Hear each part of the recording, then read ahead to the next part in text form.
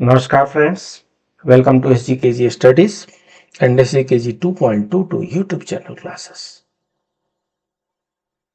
In this session, we are going to discuss Rule 4 to 7 of DFPR 2024. So जैसा कि आपको पता है, इससे पहले 3 क्लासेज अपलोड किए जा चुके हैं। तो ये delegation of financial power rules है 2024। इससे पहले 1978 चल रहा था, उससे पहले 1958 चल रहा था। 1958 rule was superseded by 1978। 1978 rule was superseded by 2024 rule. So अभी हम लेटेस्ट रूल की बात कर रहे हैं। चलिए शुरू करते हैं। इससे पहले आपने अगर डेफिनेशन पार्ट नहीं देखा है तो जरूर देख लें।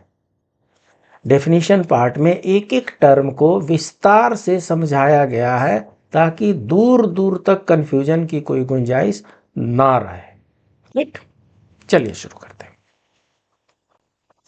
Rule number 4, provision of funds by parliament.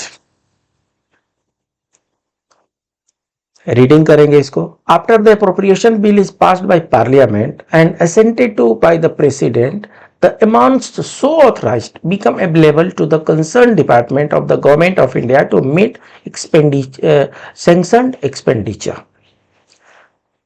क्या लिखा है रूल नंबर 4 में? It talks about provision of funds by parliament. So government of India का जो कंसोलिडेटेड फंड है उसमें रिसीट होता है, एक्सपेंडिचर होता है। रिसीट कोई भी उसमें जमा कर सकता है, वो वन वे है। उसके एक्सपेंडिचर के लिए वहां से 1 रुपये भी उसका एक्सपेंडिचर करना है तो पार्लियामेंट से अप्रूवल लेना पड़ता है। इसलिए ये रूल का 4 का नाम है provision of funds by parliament. और पार्लियामेंट का क्या है? After the appropriation bill is passed by parliament. Budget के साथ अप्रोप्रिएशन बिल पास कराया जाता है parliament. Appropriation bill is passed by Parliament and assented by President. The amount so authorized becomes available to the concerned department of the Government of India to meet sanctioned expenditure. इसमें कई छोटे छोटे terms है, आइए उसको break down करके समझते हैं। सबसे पहले यह है कि after the appropriation bill is passed by parliament. सबसे पहला प्रोसेस ये है, अगर आप गवर्नमेंट डिपार्टमेंट में कुछ एक्सपेंडिचर मीट करना है, कुछ खर्चे करने हैं in that particular financial year, तो फर्स्ट कंडीशन ये है कि वो खर्चा, वो expenditure that has to be passed by the parliament. Appropriation की बात हम करते हैं इसलिए कि उसका हेड होता है, सैलरी हेड होगा, वेजेज हेड होगा, पेंशन हेड होगा, कुछ परचेज का, वर्क सर्विसेज का होगा तो उसका हेड होगा, आर्म्स एमुनिशन का हेड होगा, मिसलेनियस हेड होगा। तो जिस हेड में वो पास हुआ है उसी हेड में खर्चे होंगे, इसलिए बार बार यहां पर एप्रोप्रिएशन का नाम आएगा। तो appropriation bill is passed by parliament, first condition. Second, and assented to by the president. passed by the parliament and assented to by the president. Polity वाली क्लास एक बार आप लोग देखिएगा, इसको मोर क्लैरिटी के लिए हम आपको बताते हैं पार्लियामेंट होता क्या है। Parliament is the supreme legislative body of India. Law बनाने की सबसे बड़ी संस्था क्या है? पार्लियामेंट है। पार्लियामेंट ही एक्ट पास करती है, लॉ बनाती है, और वहीं इंप्लीमेंट होता है all over the India. The Indian parliament comprises of the president and 2 houses, that is Rajya Sabha and Lok Sabha. अब प्रश्न ये उठता है कि जब पार्लियामेंट कह देने से, ये पार्लियामेंट टर्मिनोलॉजी यूज कर लेने से, parliament means president plus 2 houses of 2 houses, that is Lok Sabha and Rajya Sabha. Three element है इसमें। Parliament means Lok Sabha, Rajya Sabha and president. Parliament means president, Lok Sabha, Rajya Sabha, तीन एलिमेंट है। तीनों एलिमेंट से पास होकर, साइन होकर के निकलेगा, तभी माना जाएगा कि पार्लियामेंट ने पास कर दिया है। ये अंडरस्टूड है, ये कॉन्स्टिट्यूशन में भी है, पॉलिटी में भी है। अब आप लोग बुद्धिजन हैं और आप कमेंट बॉक्स में ये बताएं कि जब पार्लियामेंट का मीनिंग हो, parliament includes president, parliament is not only Lok Sabha Rajya Sabha, parliament includes president, तो यहां पर इसका मीनिंग क्या हुआ? After the appropriation bill is passed by parliament and assented to by the president. Parliament pass करने का मतलब ही होता है Lok Sabha, Rajya Sabha and assented by president. तो यहां पर फिर एक बार assented to by the president क्यों लिखा गया है, आप कमेंट बॉक्स में डालिए, हमें काफी हर्ष होगा। The amount so authorized become available to concerned department. So concerned department कब खर्चा कर सकता है? concerned department को अगर कुछ एक्सपेंडिचर करना है तो सबसे पहले appropriation bill has to be passed by the parliament. It needs assent by the president. Then the amount so authorized, उसमें कौन सा हेड में पास हुआ है, कितना अमाउंट पास हुआ है, become available to the concerned department, और क्या है, to meet the sanctioned expenditure। कोई भी खर्चा के लिए नहीं है, आपका अप्रूवल किस चीज का है, डिपार्टमेंट ने किस चीज का सैंक्शन दिया है। गवर्नमेंट चाहती है एक IIM बनाना, एक IIM से एक IIM अयोध्या बनाना चाहती है, तो एप्रोप्रिएशन बिल में ये मेंशन होगा कि एक हॉस्पिटल, एक IIM Indian institute of management होता है, सो एक इंडियन इंस्टीट्यूट ऑफ मैनेजमेंट बनाना है, अयोध्या बनाना है, उस हेड में उसका एप्रोप्रिएशन बिल पास किया जाएगा, पार्टिकुलर अमाउंट पास किया जाएगा, and that work has to be sanctioned from the department and then execution will start. So government department में कहीं भी एक रुपया भी खर्चा करना है, it needs appropriation bill approval by the parliament। Rule number 4 के कहने का मतलब ये है।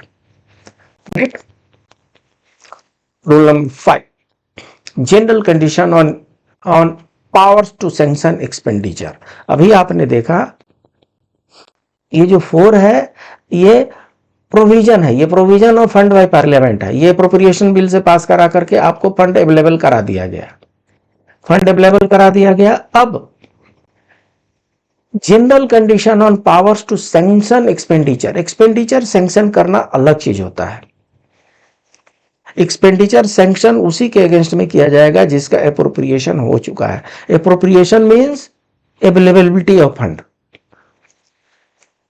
Appropriation means marking of fund, marking of fund कर दिया गया, ठीक है, 500 करोड़ रहेगा, ये IIM अयोध्या के लिए ये ईयर मार्क किया जाता है, ये मार्क हो गया।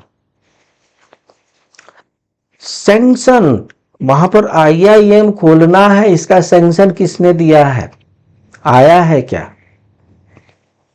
तो IIM खोलने का सैंक्शन लेना एक पार्ट होता है और उसके लिए फंड मार्क करना अलग पार्ट होता है, और ये दोनों कोरिलेटेड है, एक से काम नहीं चलेगा। सिर्फ एप्रोप्रिएशन हो गया और सैंक्शन नहीं हुआ, नहीं होगा।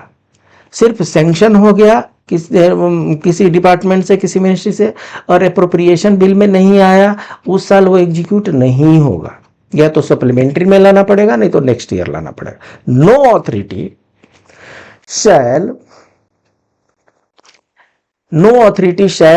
sanction expenditure or advance without the previous consent of finance ministry if it involves the introduction of a new principle or practice likely to lead to increased expenditure in future। कोई भी नया काम introduction of new principal और practice, कोई भी नया काम अगर शुरू करना है फाइनेंस मिनिस्ट्री की अप्रूवल की जरूरत है। क्यों? क्योंकि जो भी नया काम हम शुरू करेंगे certainly it is going to lead to increased expenditure in future. अगर हम IIM बनाएंगे तो कंस्ट्रक्शन एक बार होगा, maintenance every year, salary every year, allowances every year, other प्रकार के miscellaneous expenditure every year. So it is likely to lead to increased expenditure in future. इसलिए फाइनेंस मिनिस्ट्री की अप्रूवल की आवश्यकता पड़ती है। फाइनेंस मिनिस्ट्री कंसेंट देगी तभी जाकर के ऐसे बड़े वर्क को सैंक्शन किया जाएगा। आइए इसका ब्रेकडाउन देख लेते हैं।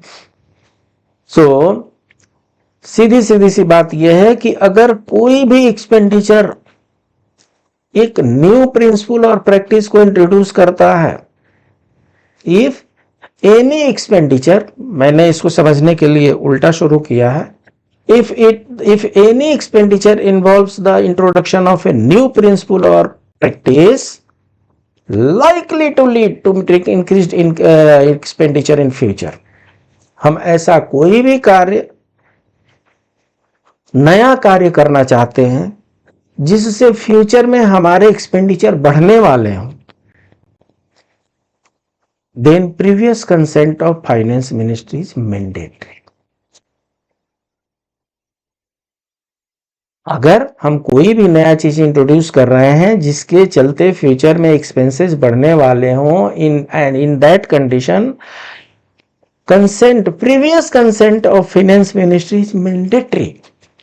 उसके बाद से ही हम कोई नया वर्क सैंक्शन कर सकते हैं, विदाउट फाइनेंस मिनिस्ट्री के कंसेंट के नहीं कर सकते।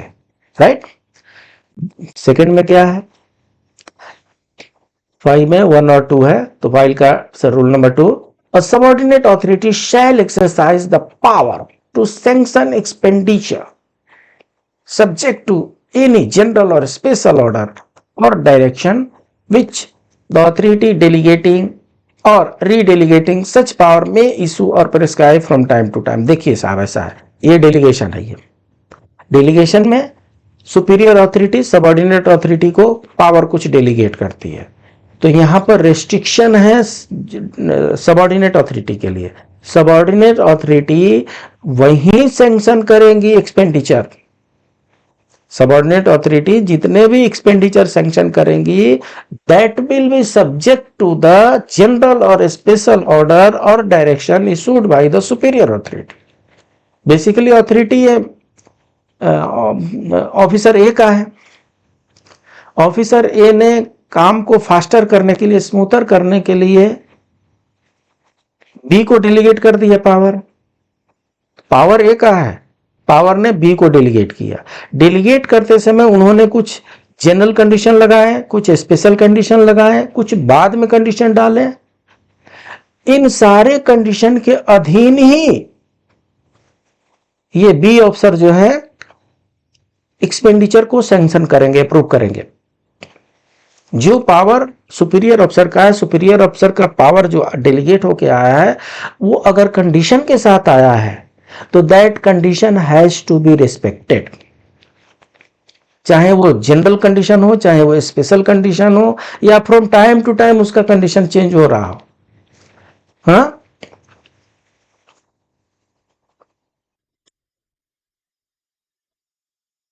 which the authority delegating or redelegating such power may issue or prescribe from time to time। time to time इसका मतलब यह है कि condition may vary from time to time। अगर सुपीरियर ऑफिसर चाहते हैं तो अपने जो भी डेलीगेशन किए हैं उसके साथ कुछ जनरल और स्पेशल ऑर्डर कभी भी इशू कर सकते हैं, रिस्ट्रिक्शन लगा सकते हैं, रिलैक्स कर सकते हैं।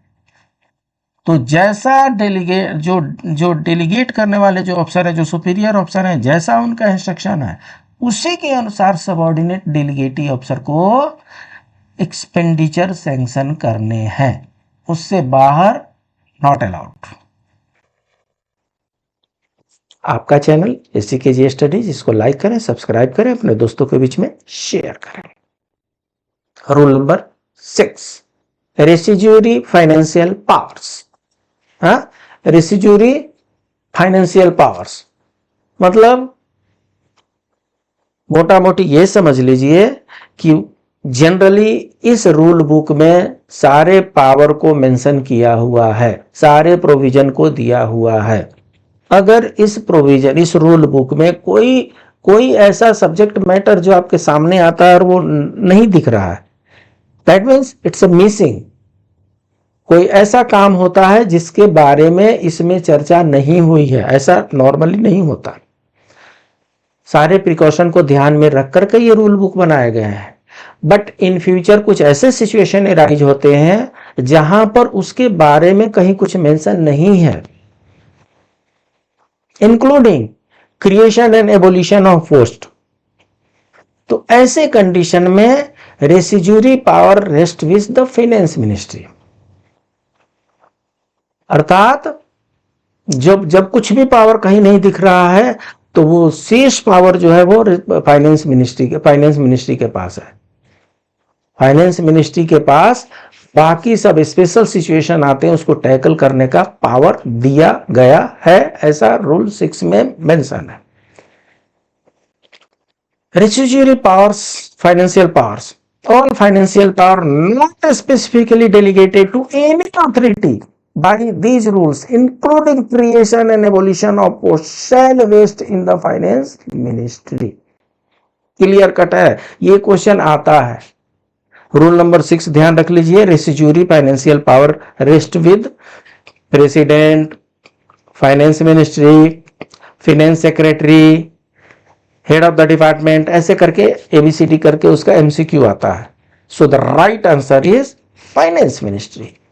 राइट, देखिए, financial power not specifically delegated to any authority by these rules including creation and abolition of post shall vest in the finance ministry.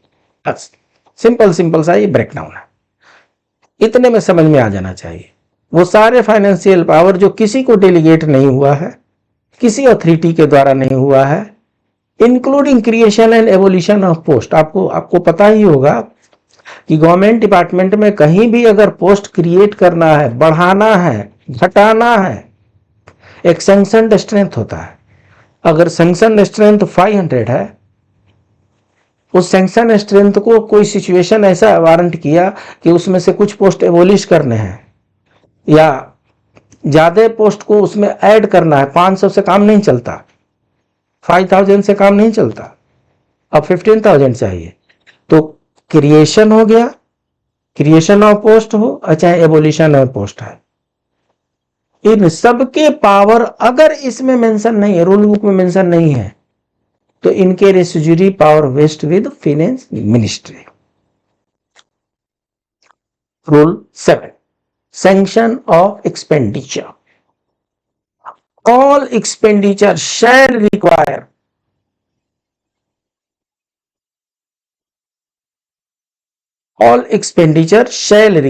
both sanction and appropriation। कहने का मतलब जितने भी एक्सपेंडिचर है, एक्सपेंडिचर करने के दो ही उपाय हैं। एक्सपेंडिचर अकेले नहीं होगा। एक्सपेंडिचर कैसे होगा? सैंक्शन भी चाहिए, sanction of the work and appropriation of fund by parliament, sanction of the work from the department through finance ministry if required and appropriation of that fund bye the parliament. ये दो चीज रहेंगी तभी जाकर के expenditure हो सकता है, नहीं तो नहीं होगा। Expenditure can be incurred against sanction only when funds are made available to meet the expenditure or liability by valid appropriation or reappropriation। Fund availability दो ही तरीके से की जाती है, या तो एप्रोप्रिएशन बिल पास करा करके, और नहीं तो सेम हेड में है, सब हेड अलग अलग है, तो बाय रीएप्रोप्रिएशन। इसकी दोनों की चर्चा हम कर चुके हैं, फिर आगे करेंगे अभी। राइट, तो ये रूल नंबर 7 के 1 का ब्रेकडाउन देख लेते हैं। Sanction and appropriation of fund are two different processes that are involved in the expenditure of funds। Crystal clear mind कर लीजिए। आपको गवर्नमेंट एक्सपेंडिचर करना है तो दो चीजों की जरूरत है, एक सैंक्शन चाहिए एंड एप्रोप्रिएशन ऑफ फंड चाहिए। डिपार्टमेंट में आपने देखा है, अगर हमें अपने ऑफिस के लिए कंप्यूटर खरीदना है,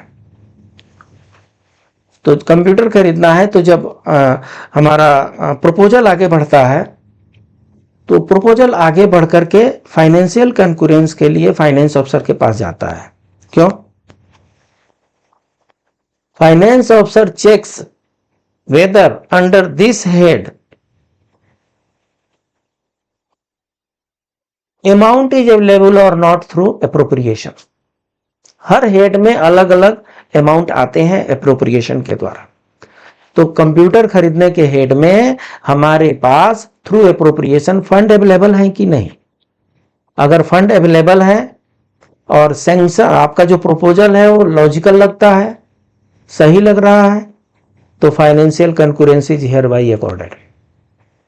तब जाकर के अब अपना वर्क को आप आगे, अपना जो प्रपोजल है उस प्रपोजल को सैंक्शन लेवल पे ले जाइए, और जब वर्क सैंक्शन हो जाएगा तो पेमेंट के लिए फिर से फाइनेंस के पास जाएगा। तो फाइनेंस के पास दो बार जाना पड़ता है, एक फाइनेंशियल कंकरेंस के लिए, और फाइनेंशियल कंकरेंस मिल गया तो प्रपोजल को सैंक्शन कराएंगे। सैंक्शन कराने के बाद से it will go for the payment. Payment उसी का फाइनेंस करेगा जिसका उन्होंने फाइनेंशियल कंकरेंस दिया है। फाइनेंशियल कंकरेंस नहीं दिया है तो पेमेंट होना मुश्किल हो गया। इसीलिए जितने भी गवर्नमेंट एक्सपेंडिचर है उनमें टू डिफरेंट प्रोसेस हैं, एक सैंक्शन है, एक एप्रोप्रिएशन है। सैंक्शन ऑफ वर्क होता है, देखिए सैंक्शन ऑफ वर्क होता है और एप्रोप्रिएशन ऑफ फंड होता है। वर्क सैंक्शन होना चाहिए डिपार्टमेंट से, और उस वर्क, जिस वर्क को सैंक्शन किया है उससे रिलेटेड हेड में फंड होना चाहिए। दो चीजें हैं, एक्सपेंडिचर हो जाएगा, नहीं है प्रॉब्लम है। तो सैंक्शन क्या है? The initial stage when a sanctioning authority approves the amount for purchase of a particular goods और सर्विसेज। मुझे कंप्यूटर खरीदना है, 5 कंप्यूटर खरीदना है, 5 कंप्यूटर के मुझे 1-1 लाख के हिसाब से 5 लाख रुपया चाहिए। तो सैंक्शन क्या होगा? To purchase 5 computer costing 5 lakh rupees. It is proposed to purchase 5 computers costing 1 lakh into 5 lakh for official use। ये प्रपोजल हुआ, ये प्रपोजल मूव होगा and it will go to finance for financial concurrence. Financial concurrence आ गया, अब bidding process शुरू होगा। अब बिडिंग प्रोसेस होने के बाद से वो वर्क को सैंक्शन किया जाएगा। सैंक्शन होने के बाद से तब वो पैसा जो है फाइनेंस के पास रिलीज करने के लिए जाएगा, फंड उसको खरीदने के अगेंस्ट में। ठीक है, तो ये इनिशियल स्टेज है। इनिशियल स्टेज में सैंक्शन में वर्क क्या है और उस वर्क में कितना अमाउंट लग रहा है, ये दोनों इन्वॉल्व होता है। अगर सिर्फ सिंपली लिख दिए कि 5 कंप्यूटर हम खरीदने जा रहे हैं, फाइनेंस वाले लौटा देंगे, बोले कितने पैसे में खरीदने का प्लान है। तो वो दोनों चीजें हमें बताना है कि मुझे कंप्यूटर खरीदना है और मुझे 5 लाख में खरीदना है, तब जाकर के फाइनेंशियल कंकरेंस मिलता है। तो पहले क्या चाहिए? सैंक्शन चाहिए, और सैंक्शन अगर हो गया है तो दूसरा चीज एप्रोप्रिएशन ऑफ फंड चाहिए।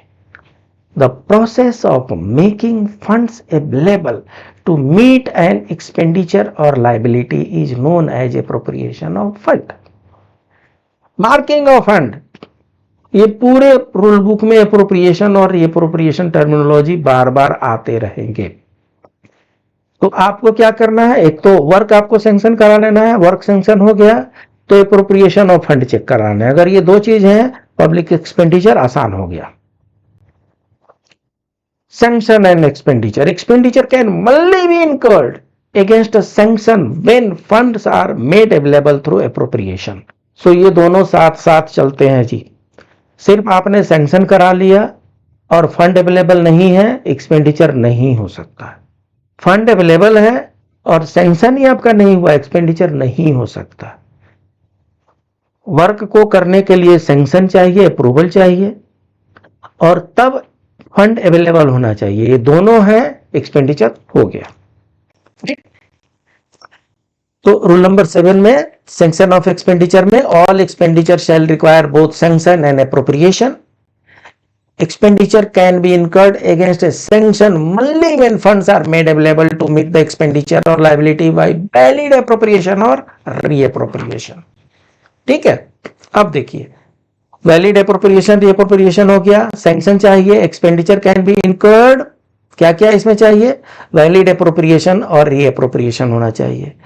For a sanction expenditure can be made only, sanction क्या है, एक्सपेंडिचर कैन बी मेड, तो सैंक्शन क्या है, sanction is the initial approval of amount, while appropriation fund is the process of making funds available to meet an expenditure। ये दिमाग में बैठा लीजिए, अगर अभी तक नहीं क्लियर है ये दिमाग में बैठा लीजिए। Sanction is the initial approval of the amount, while appropriation of fund is the process of making funds available to meet an expenditure। तब in general expenditure can only be incurred against a sanction if funds are made available through a valid appropriation or reappropriation। ये है rule 7 का 1। आपका दूसरा channel SCKG 2.22, इसको भी like करें, subscribe करें, अपने दोस्तों के बीच में शेयर करें। अब रूल नंबर 7 का 2, a sanction to recurring expenditure और liability। देखिए जी, एक्सपेंडिचर, एक तो हमने ये कहा कि IIM हमें अयोध्या में बनाना है, तो ये वन टाइम का एक्सपेंडिचर हुआ, इसको कैपिटल एक्सपेंडिचर भी कह सकते हैं। दूसरा रेकरिंग एक्सपेंडिचर होता है। रेकरिंग एक्सपेंडिचर हर महीने में सैलरी देना है, हर महीने में इलेक्ट्रिसिटी चार्ज देना है, हर महीने में कुछ म्युनिसिपैलिटी टैक्स होंगे वो देने हैं, ये रेकरिंग एक्सपेंडिचर है।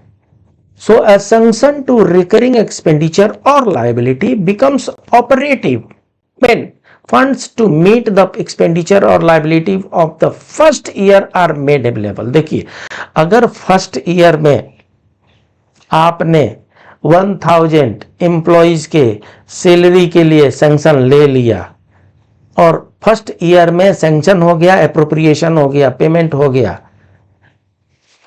इफेक्टिव हो गया जी, अब हर साल उसके लिए आपको अलग से सैंक्शन की जरूरत नहीं है, वो चार्ज एक्सपेंडिचर में आ जाएगा।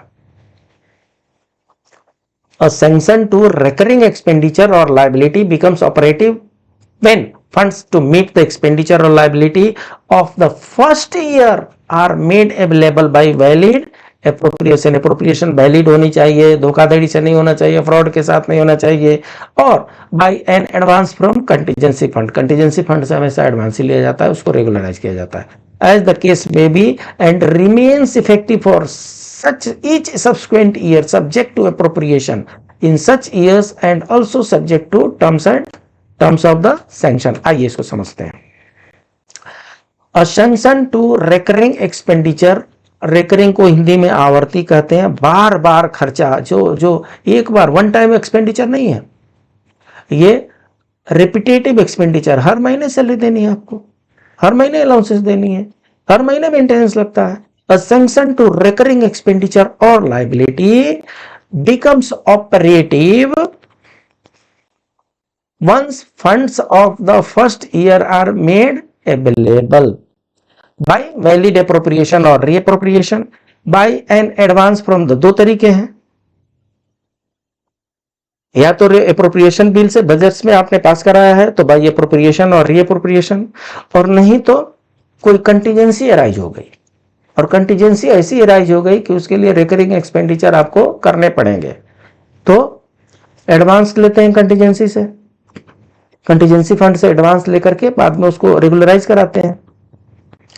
Remains effective for each subsequent year, उसके बाद से एवरी ईयर के लिए वो इफेक्टिव हो गया, subject to appropriation in such year. तो हर वो चीज अब नया नहीं रहा, रेकरिंग हो गया, वो हर साल अब आपको अपने आप ही वो अप्रोप्रिएशन में आ जाएगा। ठीक है, and also subject to terms of sanction. Sanction में जरूर लिखा होना चाहिए कि ये 5 साल के लिए हो रहा है, 10 साल के लिए हो रहा है, 100 साल के लिए हो रहा है, टाइम इमेमोरियल के लिए हो रहा है। तो अगर सैंक्शन में लिखा है कि सिर्फ it is only for the 5 years, तो वो टर्म 5 ईयर में कंप्लीट हो जाएगा।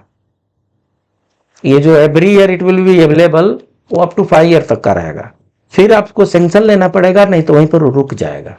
इसलिए एक्सपेंडिचर और सैंक्शन दोनों हैंड टू हैंड चलते हैं, साथ साथ चलते हैं। तो इसके साथ हमने रूल 4, रूल 5, रूल 6, रूल 7, इन 4 रूल की चर्चा की है। रूल 8 बहुत बड़ा है, इसलिए उसको हम ब्रेक करके पढ़ेंगे। एक एक रूल के अपने महत्व हैं। चूंकि ये रूल बुक चेंज हुआ है, इसलिए इसमें से क्वेश्चन आने की प्रोबेबिलिटी बढ़ गई है। इसलिए बहुत एक एक चीज को हम समझ के निकलेंगे, हमसे कोई क्वेश्चन छूट न जाए, कोई पॉइंट हमसे मिस न हो जाए, इसका हम पूरा ख्याल रखेंगे। इसलिए जहां जरूरत पड़ेगी, किसी सेशन में हम 10 से 10 रूल भी लेके चलेंगे, और किसी सेशन में हो सकता है कि एक रूल आधे रूल ही लेकर के चलें। पर्पस ये है कि इजी अंडरस्टैंडिंग होनी चाहिए। जो रूल बुक में है और जो मैं आसानी से हम डिस्कस कर रहे हैं, वो आपके दिमाग में बैठ जाना चाहिए। अगर हमारा समझाई हुई बातें आपके दिमाग में नहीं बैठती हैं, तो मेरा पर्पस डिफीट हो जाता है, आपके लिए भी यूजफुल नहीं होता है। इसलिए हम पूरी प्रयास करेंगे कि हम अपनी बातों को कुछ इस तरीके से आपके सामने रखें। इन कठिन बातों को, फाइनेंस को थोड़ा सा डिफिकल्ट माना जाता है, डिफिकल्ट है नहीं, इन कठिन बातों को हम इस तरीके से आपके सामने रखें कि आप आसानी से इसे फर्स्ट रीडिंग में ही समझ लें। नहीं तो सेकेंड बार व्यू कर लीजिए, थर्ड बार के व्यू में तो पूरा सब कुछ दिमाग में आ ही जाता है। ठीक है, मिलते हैं अगले क्लास में।